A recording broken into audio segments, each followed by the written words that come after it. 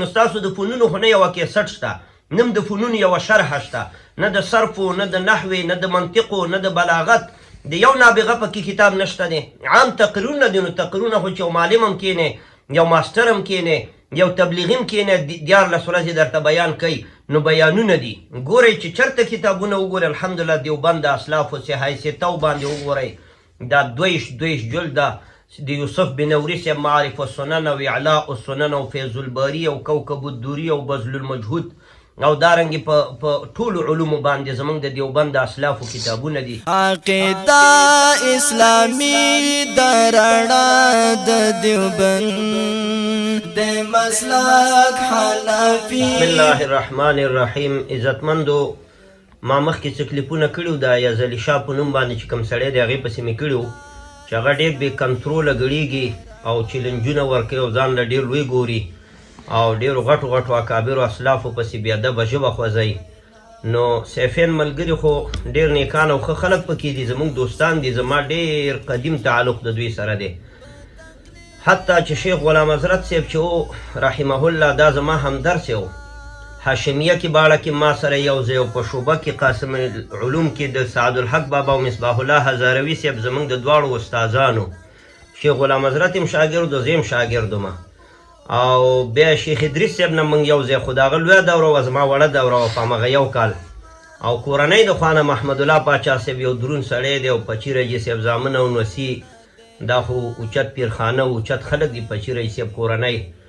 او دا ټول فضل مالک مولوي صاحب زما سره جومات کې دیره و، مانې کافي او دا کتابونه ویل چې هغه باندې د شهید شیخ صاحب همشیره واده ده.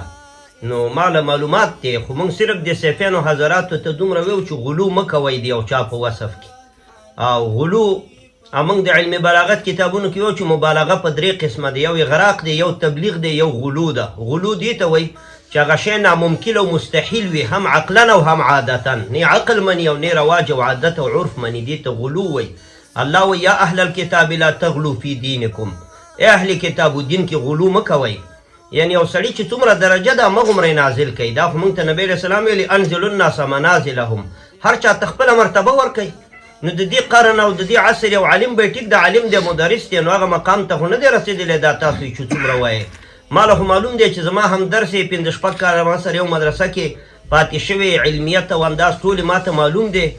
نو د دې په ذریعه باندې خلک چیلنج کول او فلانې او رامیدان له شی او دیوبنده پورې دا یازلي قمقل وایي زما چیلنج دی او دیوبند له ویمه. نو ګورئ زه درته یو څو خبرې کومه نصیحتا ټولو ته. اول خو د چیلنج طریقه دا ده چې الله د مسیح مشرکانو ته چیلنج ورکوي چې فأتو بکتاب مثله، تاسو د قرآن په شکل کتاب راوړئ، او فأتو بکتابکم ان کنتم صادقین، او فأتو بسورة من مثله. نو چیلنج په کتاب ورکړی. نو موږ هم دوی ته ویو چې تاسو یو کتاب وښیئ په کتابخانه کې. مکتبې خو ټولې د دیوبند د علماو د کتابونو نه ډکې دي. علماو ته دا خبرې کوم، امین په دې نه پوهېږي، او طالبانو ته دا خبرې کوم. ګورئ د زنجاني او د میزان صرف نه نیولې تر بخاري شریف پورې ټول شروح د دیوبند د علماو دي. نور پوښتنو له څه ضرورت دی او چغو له څه ضرورت دی او چیلنجولو له څه ضرورت دی. زه د یو بریلویانو یو مدرسې له ورغلم په کارخانو کې، جنیدیه غفوریه مشهوره مدرسه ده. هلته یو شیخ الحدیثو په میز باندې چې ګورم کټ کې ناست و، په میز ورسره ټول د دیوبند علما او بذل المجهود پروت و، ورسره خلیل احمد سارنپوري صاحب او کوكب الدوري پرته و، او فیض الباري د انورشاه کشمیري صاحب. نو د بریلیانو خو یو هم داسې حیثیت او شرحه نشته. مکتبو له چې لاړ شي په فنونو باندې ټول د دیوبندیانو کتابونه دي. نو فأتو بکتابکم ان کنتم صادقین. دلته عبدالخالق په نوم یو کس دی، هغه زاهد عزیز خیل صاحب پسې ویلي چې ته خو کتاب فروش سړی. نو عزیز خیل صاحب خو د افغانستان محقق عالم دی، د میزان صرف او شروط صلات نه تر قاضي صدره او امور عامه او حمدالله پورې ټولې شرحې د ده موجودې دي. کتابخانو له چې ورشي د فنونو شرح د مختصر المانی او د تلخیص او متول ټولې د دیوبند د اکابرو دي. د سیفیانو حضراتو خو یو شرحه چا ونه لیده. بل دا د جلال آباد بجازۍ جومات دروازې له چې ورشي طالبانو، هغې مخکې کمپیوټر ناست وي. نو دا طالبان ورځي چې موږ له درسونه راواچوه پکې.